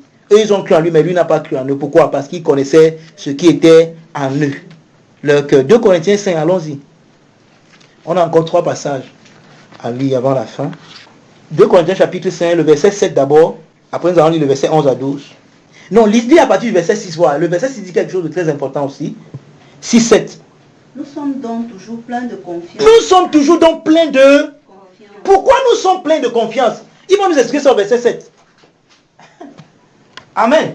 Amen. Oui. Et nous savons qu'en demeurant dans ce corps, nous demeurons loin du Seigneur. Car nous marchons par la foi et non par la vue. Vous savez ça? Donc, là, ce qui met en contraste la foi, c'est la vue. Ça veut dire que la marche de la foi souscrit, enlève la vue. Ça veut dire que quand tu marches par la foi, ça ne dépend pas de ce que tu vois. Et c'est ce qui s'est passé avec Abraham. On a étalé l'histoire d'Abraham et de l'autre, non? Vous savez que dans le passage, on a étalé dans Genèse, on l'appelait comment? Abraham. Mais qu'est-ce que Dieu lui a dit? Dieu lui dit, j'ai fait de toi le père d'une multitude. Désormais, tu ne t'appelleras plus Abraham, mais Abraham. Abraham veut dire le père de la multitude. Et qu'est-ce qu'Abraham a fait? Abraham a commencé à dire à tout son entourage, ne m'appelez plus Abraham, appelez-moi Abraham. Oh, est-ce que vous savez que le fait qu'Abraham s'appelle Abraham, ça devait être insensé? Parce qu'Abraham veut dire que le père de la multitude, oh, celui qu'on appelle le père de la multitude n'a même pas encore un grain d'enfant. Amen. Même kick, comme on dit souvent dans notre jargon, que même kick. Et non seulement il n'a même pas un grain d'enfant, mais il ne fait que vieillir, il ne fait que aller de vieillesse en vieillesse. Et sa femme aussi a dépassé la ménopause. Donc, le contact même physique entre la Bible déclare qu'Abraham et Sarah étaient devenus comme des frères et sœurs. Vous comprenez ce que ça veut dire, non? Parce que pour qui est l'enfant, ce n'est pas comme pour Marie. Et Marie était la seule qui est arrivée à ce niveau-là. Pour les autres, ce n'est pas comme ça. Il faut qu'il y ait un contact physique. Mais on dit qu'Abraham et sa femme n'avaient même plus le moignon. Donc c'était maintenant devenu comme sœur Sarah. Comment frère Abraham. Mais vous savez ce qui s'est passé? Pendant qu'Abraham, on a commencé à l'appeler Abraham, le père de la multitude, ça a régénéré les cellules de son corps. Amen. Sarah qui avait la ménopause, elle est quittée de Sarai à Sarah. Parce que beaucoup de personnes prononcent Sarah, c'est pas Sarah, c'est Sarah. Donc il y a le Ha qu'on a ajouté de Abraham, Sarah. C'est comme ça qu'on prononce en hébreu Sarah, le H de Dieu. Yahweh, il y a le H là, Dieu a mis ça là-bas, à Abraham et à Sarah. Donc elle n'était plus Sarai, elle était maintenant Sarah. Donc chaque fois on disait Sarah, ça régénérait son corps. Et dès qu'Abraham et elle sont partis, bam, une mémé de 90 ans est devenue enceinte. Et elle a accouché parce que c'est comme ça que Dieu a décidé. Amen. C'est pour ça que quand Dieu est venu vers Abraham, quand Dieu a dit à Abraham que ta femme Sarah va te donner un enfant, quand Sarah a entendu ça, elle a ri. Quand elle a ri, l'ange lui dit que pourquoi tu es, que non, je n'ai pas ri. Après il dit que y a-t-il quelque chose qui soit étonnant de la part de l'Éternel? C'est ce que l'ange lui a demandé. Y a-t-il? Et la même question là, c'est la même question que l'ange qui avait été envoyé vers Marie a posé la question. Mais quand Marie a dit que je suis, comment cela se fera si je ne connais pas d'homme? L'ange lui a posé la question. Y a-t-il quelque chose qui soit étonnant de la part de l'Éternel? Voici, le Saint-Esprit viendra sur toi. La puissance du Très-Haut te couvrira de son nom. Et le Saint-Enfant qui naîtra de toi sera appelé le Fils du Très-Haut. Y a-t-il, maintenant je te pose la même question. Y a-t-il quelque chose qui soit étonnant de la part de l'Éternel? C'est pour ça que quand Sarah a ri, l'enfant qu'elle a accouché s'appelle Isaac. Isaac veut dire le livre. Amen. Quelqu'un me comprend? Mais comment c'est arrivé? Abraham a appelé les choses qui ne sont pas comme si elles étaient. Amen. Donc quand Dieu te dit que ma fille, tu es bénie, Amen. même si tu n'as pas 5 francs en poche, quand tu marches comme quelqu'un qui est béni. C'est vrai que certaines personnes, parfois, quand elles nous regardent, ils disent que les gars, si vous vous sentez, c'est pas qu'on se sent, c'est qu'on connaît qui nous sommes. Amen. Quelqu'un me comprend? Amen. Je suis le fils du Très-Haut. Ça ne dépend pas de ce que j'ai dans mes poches. Peu importe les caprices de mon compte bancaire, peu importe mon porte-monnaie, je suis béni. Amen. Amen. Amen. Quelqu'un me comprend? Donc quand je marche comme quelqu'un qui est béni. Amen. Je vis comme le béni. Amen. Quand je parle de moi comme quelqu'un qui est béni. Et ce que je dis arrive. Amen. Ce que je dis se manifeste. Amen. Il dit à tout le monde, appelez-moi Abraham, le père de la multitude. J'imagine les moqueurs qui étaient là. Imaginez-vous un peu, vous êtes une jeune fille, tout le monde sait que vous êtes stérile. Mais le père vient et vous dit que ma fille, je te donne un enfant, il s'appelle Papi. Tu dis à tout le monde, appelez-moi la mère de Papi.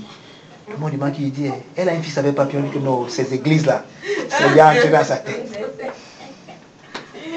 La mère de Papi, d'autres vont même faire ça en moquerie. La mère de Papi.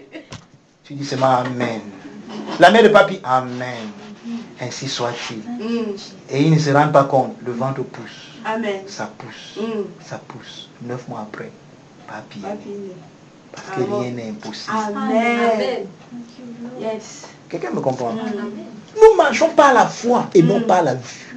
Pourquoi? Parce que la vue peut nous mentir. C'est ça que je n'ai pas seulement le temps et je n'ai pas prévu qu'on lise ça, mais je peux paraphraser. Quand vous lisez Romains 4, on dit que Abraham, espérant contre toute espérance, il ne douta point par incrédulité à la parole, mais il fut fortifié par la foi, rendant gloire à Dieu. Il fut fortifié par la foi, rendant gloire. Donc, quand Abraham se voyait, voici comment Abraham parlait de lui. Hey, le père de la multitude. Aïe, aïe, mes enfants. Donc, voilà comment Abraham se voyait. Voilà comment il parlait de lui. Et c'est pour ça que la Bible déclare que Abraham a connu Dieu comme celui qui appelle les choses qui ne sont pas, comme si elles étaient. Et lui-même, il a commencé à dire comme ça, je suis Abraham, le père de la multitude. Est-ce que tu as la multitude maintenant? Non, mais je le suis. Amen. Parce que j'appelle les choses qui ne sont pas, comme si elles étaient. Mais nous, voilà notre problème parfois. Dieu te dit que ma fille, tu es bénie. Tu dis que, ah Seigneur, c'est bon, hein, je suis béni. Tu vas chez ton porte-monnaie. Seigneur, je ne suis pas béni. Ah bon? Donc quand tu t'as dit ça là-bas, regarde ton porte-monnaie. Il dit que tu es béni. Quand tu regardes ton porte-monnaie, tu es le porte-monnaie de celui qui est béni. Amen. Bible, tu es la Bible de celui qui est béni. Amen.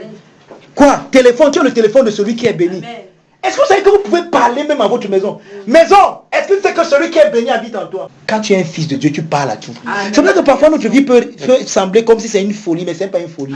C'est la vraie vie. Jésus a parlé à tout. Jésus a parlé aux arbres, il a parlé aux montagnes, il a parlé à l'eau, il a parlé à tout, à la nourriture, tout. Il a écouté. Parce que toutes choses ont des oreilles. Amen. Amen. Amen. Nous marchons par la foi et non par la vue. Amen. Allons maintenant, verset 11 et 12. Connaissant, personne n'est là. 2 Corinthiens 5, 11 et 12. Connaissons donc la crainte du Seigneur. Oui. Nous cherchons à convaincre les hommes. Oui. Dieu nous connaît. Uh-huh. Et j'espère que dans vos consciences, vous nous connaissez aussi. Tu vois, il demande qu'on les connaisse où? Dans nos consciences. Pas dans les apparences. Il va vous expliquer pourquoi. Continue. Nous ne nous recommandons pas de nouveau Nous-mêmes. Oui. auprès de vous. Mm-hmm. Mais nous vous donnons occasion de vous glorifier à notre sujet. Oui. Afin que vous puissiez répondre à ceux qui tiennent Qui tire? gloire. À ceux qui tirent gloire. Qui tire gloire de ce qui est dans les apparences et non dans le cœur. Ça a besoin d'explication. Hein? Donc il y a ceux qui tirent gloire des choses qui sont plutôt dans les apparences et non dans le cœur. Donc les gens qui ne fonctionnent pas selon le mode opératoire de Dieu. Dieu regarde au cœur. C'est ça que je vous ai dit que c'est ce qui a créé les problèmes entre Jésus et la caste religieuse de son époque, les pharisiens et les sadducéens. Quand vous lisez le 23e chapitre de Matthieu, il dit que malheur à vous, scribes et pharisiens hypocrites. Pourquoi? Parce que quand tu es quelqu'un des apparences, tu es un hypocrite. Je n'ai pas besoin de... C'est ça qu'on a vu dans Marc 12, verset 14, il dit que Jésus était un homme de vérité parce qu'il ne regardait pas aux apparences. Quand tu es un homme, même si tu es un père, et que parmi tes enfants, tu regardes aux apparences, tu vas aimer l'autre et détester l'autre. Celui qui va grandir et qui pourra te donner l'argent, c'est lui que tu vas aimer. Tu seras un homme... Il n'y aura pas une impartialité dans tes jugements. Tes jugements seront toujours partiels. Il y aura une partialité à cause de tes intérêts. Dans les relations, tu seras toujours égoïste. Pour ce que tu peux obtenir, je t'aime, je souris, mais dès que tu as obtenu, je t'aime ou je te déteste, idiote, va dans le bruit, tu tombes, tu me... C'est ce que tu dis à ton cœur, mais maman, c'est ce que tu vas faire. Mais dans ton cœur, il dit que qui? Tu peux imaginer.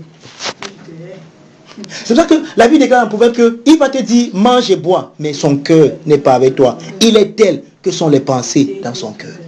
Donc la vraie personne que tu es, c'est ton cœur. Amen. C'est pour ça que si tu es quelqu'un qui marche avec Dieu, tu peux... Et ce que je vous dis là, je ne sais pas si on aura l'occasion que je vous enseigne, ça va vous enseigner comment connaître, lire les cœurs. Est-ce que vous savez que vous pouvez lire le cœur des gens? Vérité. Vérité. Et Dieu veut ça. Dieu veut ça. C'est pas la sorcellerie. Vous pouvez lire le cœur. Donc quelqu'un dit comme ça, que vous entendez ce qu'il dit dans son cœur de vous. C'est comme s'il y a un haut-parleur, pas dans sa bouche. C'est-à-dire que quelqu'un parle avec vous, mais vous avez l'impression que vous entendez plutôt autre chose. Parce que vous entendez, c'est ce que son cœur vous dit. C'est ce que son cœur parle maintenant que vous entendez. Vous n'entendez plus ses paroles. Vous arrivez à ce niveau. C'est pas la sorcellerie. Je vous dis, quand tu es sincère avec Dieu, c'est pour ça que pourquoi Jésus n'a pas cru en ces gens? On a dit ça tout à l'heure, non? On dit que les gens ont cru en lui, mais lui n'a pas cru. Il ne s'est pas fié en eux. Pourquoi? Parce qu'il connaissait ce qui était dans leur cœur. Pourquoi? Comment il fait pour connaître? Il sait. Il connaît. Comment il connaît? Quand quelqu'un vient, il dit avec toi, oh pasteur, tu sais que je t'aime. Après tu entends, donc, lui il dit pas ce qu'il t'aime, mais toi tu es dans le cœur, pasteur, tu aimes, tu te détestes. L'apparence. Les hommes ne blaguent pas. Vous voyez ça? Lisons le dernier passage, Colossiens 2. Colossiens 2, 16 à 23, rapidement. Et on a fini. Le modus operandi de Dieu. Alléluia. Tu ne vas plus juger selon les apparences, mais selon le cœur. Colossiens 2, à partir du verset 16.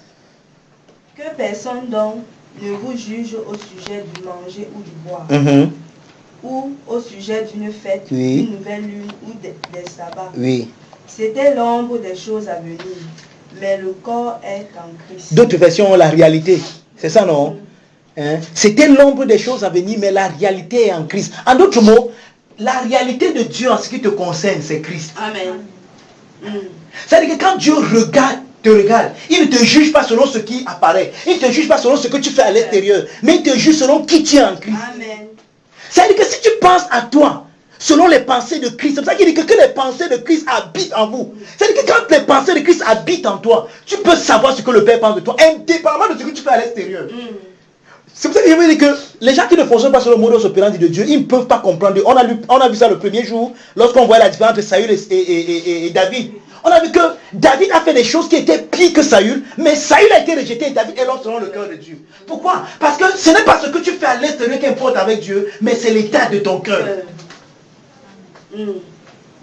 David a pris la femme de quelqu'un, il a tué son mari. Saül n'a jamais fait ça, mais Saül a été rejeté. Amen. Mais David n'a pas été rejeté. David est l'homme selon le cœur de Dieu. Pourquoi? À cause de son cœur. Quand Nathan est venu confronter David pour le forfait qu'il a fait, David a pleuré. Il a dit, Seigneur, mon problème ce n'est pas même ce que j'ai fait à l'extérieur, c'est l'état de mon cœur. Mon cœur n'est pas droit au devant de toi. David a compris là où le problème se résidait. C'est pour ça que je vous ai dit que lorsque vous priez, ne priez plus qu'au Seigneur, donne-moi, bénis-moi avec les voitures. Ne faites pas les gens. C'est des fautes. Ne faites plus ce genre de prière. Amen. Ne priez même plus pour vous le mariage. Amen. Vérité. Vous savez comment vous devez vraiment prier pour le mariage? Père, fais de moi une femme merveilleuse. Au lieu de prier que Seigneur, donne-moi un mari merveilleux, dis plutôt que Père, fais de moi une femme merveilleuse. Si tu es une femme merveilleuse, les maris viendront comme ça. Jusqu'à temps que tu auras la barre. Amen.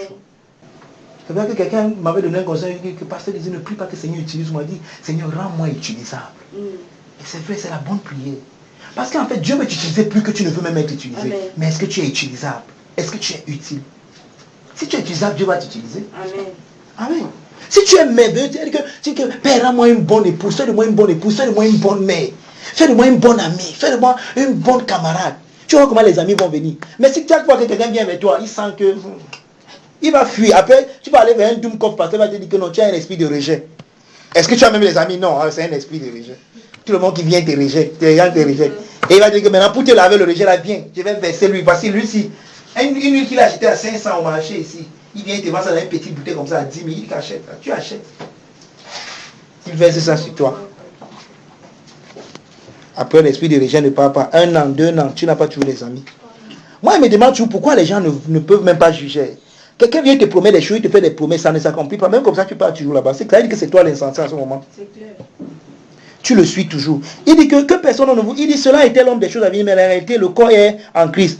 Qu'aucun homme, sous une apparence d'humilité, ce sera toujours l'apparence d'humilité et par un culte des anges, ne vous ravise à son gré le prix de la course, tandis qu'il s'abandonne à ses visions et qu'il est enflé d'un vain orgueil par ses pensées charnelles, sans s'attacher au chef dont tout le corps assisté et solidement assemblé par des jointures, des liens, tire l'accroissement que Dieu donne. Si vous êtes mort avec Christ au rudiment du monde, pourquoi, comme si vous viviez encore dans le monde, vous impose-t-on ces préceptes? Ne prends pas, ne goûte pas, ne touche pas. Hein? Et je vous ai dit non, on aura un grand séminaire le mois prochain. La pédagogie de la loi. Je vais vous enseigner pourquoi la loi, pourquoi Dieu avait donné la loi. Et j'ai remarqué une chose dans la loi. On n'est pas dans la loi ne te dit pas ce que tu dois faire, mais ce que tu ne dois pas faire. Hein? Ça vous a jamais rendu bizarre? Moi, plus je suis en train d'étudier sur la loi, plus je me demande, mais la loi dit que ment, ou bien dis ceci, non, ne dis pas. Comme ici, ne touche pas, ne goûte pas, ne pas, toujours ne pas. C'est justement pour nous montrer l'esprit de la loi. La loi n'a jamais été pour bénir l'homme. Mais la loi était pour montrer à l'homme ses limites. C'est pour ça que la loi a été donnée. Or, ici, Paul a dit qu'il y a encore des gens qui, sous une apparence d'humilité, viennent encore avec ce genre de préceptes. Non, je vous ai dit qu'il y a des endroits où si vous venez comme vous êtes coiffé là, vous toutes là, on va vous mettre, non pas dehors, on va vous mettre, on va vous classer quelque part. À la fin, le pasteur vient vous voir. Ma soeur, Jésus est merveilleux, tu sais ça, non? Tu dois donner ta vie à Jésus. Amen. Non, attends, laisse, tu vas raconter ça après. Amen. Vous comprenez? Pourquoi? Parce que dans certains milieux, ce qu'on regarde, c'est l'apparence. On va voir quelqu'un qui est coiffé comme vous, là, on dit que... Est-ce que vous savez que quelqu'un m'a enseigné une fois que les mèches que vous avez là, les grèves, là, que ça vient des eaux. On fabrique ça dans les eaux. Que c'est les esprits des eaux. Il y a des gens qui croient comme ça. Il y a des femmes, elles ne vont jamais mettre les greffes. D'autres même mentent que c'est des cheveux des Indiennes qu'on a coupés. C'est pas vrai. Amen. Vous savez que c'est pas vrai au moins, non? Même si c'était vrai, sur moi, c'était plus ça. C'est clair. Amen. Bon, ceux qui n'ont pas encore ta connaissance. Pour ceux qui n'ont pas encore ta connaissance, quand même. Non, c'est clair ce que tu dis, Daddy. Non, mais c'est vrai, non? Regarde. Mon corps sanctifie tout ce qu'il touche. Amen. Parce que tout ce que Dieu touche est sanctifié. C'est vrai que les lépreux ont touché Jésus. Jésus n'a jamais été impur. Pourtant, si les lépreux, c'est vrai que la femme qui a la paix de sang, lorsqu'elle a touché Jésus, normalement Jésus devait être impur. Mais Jésus n'est pas impur. Parce que tout ce que Dieu touche est sanctifié. Elle a raison. Mais même pour ceux qui ne sont pas encore à ce niveau, ça ne sont pas les autres. C'est pas vrai. C'est le plastique. On fabrique ça là-bas en Doxibi. Si on connaît la vous montre. C'est pas vrai, c'est Nina Trick, c'est en Doxibi, non? On fabrique ça en Doxibi. C'est pas dans les eaux. Vous voyez comment l'information est bien? Il y a des gens qui croient que c'est que vos cheveux, ça sort des eaux. Que c'est les esprits de l'eau. Quand tu mets ça, on dit que tu as l'esprit jézabélique. Ils disent qu'il faut être naturel, non? Pourquoi ils ne marchent pas nu? Parce que être naturel, c'est marcher nu. Ils ne sont pas sortis avec les habits, non? Peut-être ils marchent dans nu aussi. Parce que être naturel, c'est ça. Tu manges comme tu es sorti devant de ta mère. C'est ça le vrai naturel. Mais ils s'habillent pourquoi? Les gens qui font la religion est dangereuse. Amen. Ne prends pas, ne goûte pas, ne touche pas, ne chante pas, ne danse pas, ne rit même pas. Il y a des endroits où on ne peut pas rire comme on rit ici comme ça. Donc quand le pasteur vient, il est très sérieux. Alléluia. Alléluia, bien-aimé. Le Seigneur Jésus. Et là-bas, c'est qu'on tire le sément parce que, c'est que pour Dieu, c'est Dieu. Alléluia. Bien-aimé, ici, Jésus dit, La religion. Quand il pense qu'il a même voulu être dirigeant dans ces histoires-là. J'allais m'en sortir même comment. Le Seigneur soit toujours avec vous.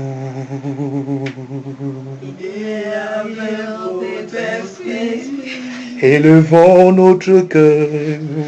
Mais c'est bien, hein? C'est-à-dire que ça montre, regardez, attendez, c'est pas la moquerie, hein? Sincèrement. Ce que c'est en fond, c'est que, pour eux, c'est-à-dire que la vision qu'ils ont de Dieu, c'est que Dieu, c'est un homme sérieux. Donc, c'est que vous fermez un peu les yeux, comment vous allez voir ce que je suis en train de dire. Je suis sérieux. Vous voyez ça? Donc, pour eux, c'est pour ça que même dans leur chapelle, c'est long, il y a des images. Donc, quand tu entres, c'est que ça t'inspire. Est-ce que vous pouvez aller à la chapelle, vous commencez à danser, puis que Dieu est bon. Et bah, vous pouvez pas, parce que l'endroit même d'abord, donc l'endroit vous inspire, c'est que quand tu arrives là-bas, bang, bang, bang, bang, tu sens que tu es là,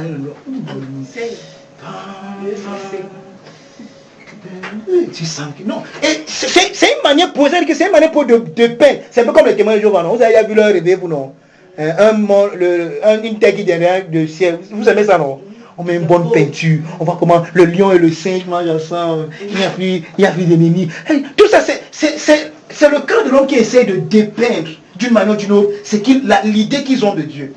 Même ce que ces gens font. Ouais. Pour eux, puisque pour eux, ce qui est important pour eux, c'est la bâtisse qui est l'église. Hein. Parce que pour eux, l'église, ce n'est pas vous. Oh, pour nous, non, c'est la salle où on est, parce que pour nous, ce n'est pas la maison où on est qui est important. Mais pour eux, la bâtisse, le temple, la maison de Dieu. Donc, comme c'est la maison de Dieu, il faut qu'on fasse tout pour qu'on voit que Dieu est là. Dieu est là, il ne faut pas blaguer. C'est pour ça que dans ces lieux, on ne rit pas beaucoup. Oh, pourtant, ces dirigeants-là, quand vous les rencontrez maintenant dans les endroits peut-être des deux, vous les voyez souvent plus dégagés, non? Moi, on m'a envoyé un truc au hasard, on montrait des prêtres. En sous-temps, les gars étaient en train de danser, mon frère. Mais vous n'avez pas les voir danser comme ça dans leur chapelle. Pourquoi? Parce que là-bas, comme si là où il a dansé, la Dieu n'est pas là. vous voyez même quand ils en ont, vous voyez même leur manière de danser. J'ai fait ça, j'ai vous inquiété c'est de mettre, non? Je connais tout ça. Non, marcher devant le prêtre, on a fait ça pour gagner pour chercher les petites. Tu fais ça, tu vas guetter la petite, tu vas vivre sur les servants. Oh, Colo, Jésus nous a sauvés comme quelqu'un a dit. Jésus nous a sauvés. Finissons alors, verset 22. Préceptes qui tous deviennent pernicieux par l'abus et qui ne sont fondés que sur les ordonnances et les doctrines des hommes. Vous entendez ça? Partout vous allez voir les interdits, ne vous en faites pas, il n'y a pas Dieu dedans, c'est les hommes. Amen. Je vous dis, c'est les hommes. Quelqu'un va me poser la question, parce que donc Dieu n'interdit rien, il n'interdit rien. Amen. Tout est permis. Amen. Mais voici là où il y a la limite, tout n'est pas utile. Tout m'est permis, mais je ne me laisserai asservir par quoi que ce soit. Je suis libre à l'égard de tout, je peux tout faire. Mais ma liberté est en Christ. Amen. Voilà ma seule limite. Mais je peux tout. C'est pour ça que la vie chrétienne est trop merveilleuse. Mais avant, on nous a prêché un genre d'évangile où, quand tu deviens chrétien, tu ne regardes pas la télé c'est le diable. Tu ne chantes pas parce que la musique c'est le monde. Tu ne t'habilles pas bien parce que le monde va passer. Tu n'es pas intelligent à l'école parce que l'école c'est les choses du monde. Tu parles un faux français parce que je l'ai dit que c'est ça qui est le bon français devant Dieu. Ouais. En tout cas, Jésus nous a sauvés. Amen. Vous entendez ça? Il dit que préceptes qui tous deviennent pernicieux par l'abus et qui ne sont fondés que sur les ordonnances et les doctrines des hommes. Ils ont à la vérité une apparence de sagesse en ce qu'ils s'indiquent un culte volontaire de l'humilité et le mépris du corps. Mais ils sont sans aucun mérite et contribuent à la satisfaction de la chair. Dieu n'a jamais voulu que la vie chrétienne ou ta vie soit régulée à partir de ce que tu fais à l'extérieur. Mais tu as un indicateur en toi à l'intérieur. Oh, ce que Dieu fait avec Rosine en ce moment est différent de ce qu'il est en train de faire avec Daddy. C'est-à-dire que Dieu en Rosine peut dire à Rosine que ne regarde pas la télé. Mais parce que Dieu est sa Rosine, ça va pas dire que Rosine maintenant doit la pécher. Daddy, regarde la télé est mauvaise. Non. Rosie, toi, Dieu t'a dit en son accord de ce qu'il est en train de faire avec toi pour spécifiquement. Il veut que tu enlèves la télé. Parce qu'il veut que le temps là, il veut te prendre à une part. Maintenant, ça veut pas dire que tu te commandes maintenant après ça que regarder la télé est mauvais. Non. Non. Amen. Vous comprenez ça? Et regardez, Dieu est en toi. Et c'est lui qui te dit. Il y a des moments où il ne va jamais arriver où tu veux faire quelque chose, mais tu sens qu'il ne faut pas que tu fasses ça. Que tu as pu te faire autre chose. C'est le Saint-Esprit en toi. C'est comme ça que Dieu te conduit. Tu n'as pas besoin que quelqu'un te dise que tu ne. C'est Dieu en toi. C'est-à-dire qu'à un moment, tu n'as plus le désir de le faire. Parfois, tu voulais m'aller rendre. Tu as dit que je n'ai rien fait, je m'allais rendre ta soirée. Mais ton cœur n'y est pas. Ne force pas. Amen. Tu te dis plutôt que non, mon cœur n'est pas. Il y a le livre même que le pasteur m'a donné de pénétrer par le tu t'assois, tu commences à lire. Dieu commence à te révéler les choses. C'est Dieu qui a voulu que tu ne parles pas. Mais tu n'as pas dit que tu ne partiras pas. Maintenant, s'ils sont là-bas, tu vas dire que non, Dieu m'a dit, je ne viens plus jamais chez toi. Ça devient le commandement. Non. Vous voyez un peu, voilà un peu comment les préceptes dont des hommes naissent. Et les commandements, par exemple, quelqu'un va prier. Il prend une retraite, il va prier. Vous savez comment il y a un ministère qui est né comme ça, comme ce que je vais vous dire là maintenant, mais je ne vais pas vous dire le nom du ministère. Il y a une femme qui allait prier et pendant qu'elle priait, elle a vu le cafard tomber, pape. Et une fois, elle lui a dit que ça c'est le combat spirituel. Et c'est comme ça que tout un ministère est né. Et le ministère là s'appelle le combat spirituel. C'est comme ça que le ministère là est né. Et beaucoup de personnes, parfois leurs expériences naissent comme ça. Quelqu'un, par exemple, tu es en train de prier, Dieu te dit, moi, je vous ai déjà raconté ça, je vous ai déjà raconté cette histoire. Non. Il y avait une époque où Dieu m'a dit de ne pas regarder la télé. Vous vous souvenez, je vous ai déjà raconté ça plusieurs fois, non? Oui. Mais est-ce que j'avais dit à tout le monde que regarder? Non, aujourd'hui, je regarde. C'est même à cause du temps maintenant que je n'ai pas. Parce que parfois, il me faut étudier, il me faut écrire certaines nouvelles choses. Ça fait que parfois, je n'ai pas. Mais quand j'ai le temps, comme je vous ai dit rugby tout à l'heure, j'ai regardé ça. On dit que c'est le seul qui m'a dit rugby. Parce qu'il y a ça là-bas. Si elle met ça là, vous allez voir rugby. Maintenant, quelqu'un me dit que, est-ce que c'est, il y a quoi? On ne dit pas, il n'y a pas, on n'a jamais entendu Jésus dans le film là. Il n'a jamais entendu même Dieu. Mais j'aime. Ça m'enseigne beaucoup de choses. Ça m'instruit. Regardez, Dieu, c'est Dieu qui a créé le monde. C'est tout ce que nous voulons est créé par Dieu. C'est les hommes qui... On a seulement perverti. Oh, Dieu n'est pas la perversion là. Mais tout ce que Dieu a créé est bon. Tout. Mais voilà, les péchés des hommes ne touchent pas, ne goûtent pas. Par exemple... Non, je ne vais pas dire ça. Laissons. Finissons. Amen. Quelqu'un me comprend? Amen. Donc nous devons marcher selon le modus operandi de Dieu. Alléluia. Amen.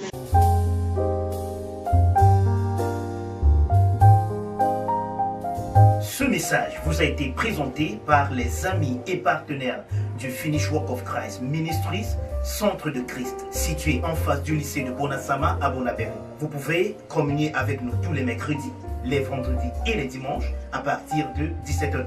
Vous pouvez également suivre nos cultes en ligne sur notre page Facebook Finish Work of Christ Ministries. Vous pouvez avoir également des réponses à vos questions dans notre groupe WhatsApp Tétélestai au numéro 697 91 0434. Pour toute autre sollicitation, le secrétariat du Finish Work répond au numéro 679 41 0027 694 47 42 42. Au Finish Work of Christ Ministries, nous dévoilons Christ comme étant vous en vrai.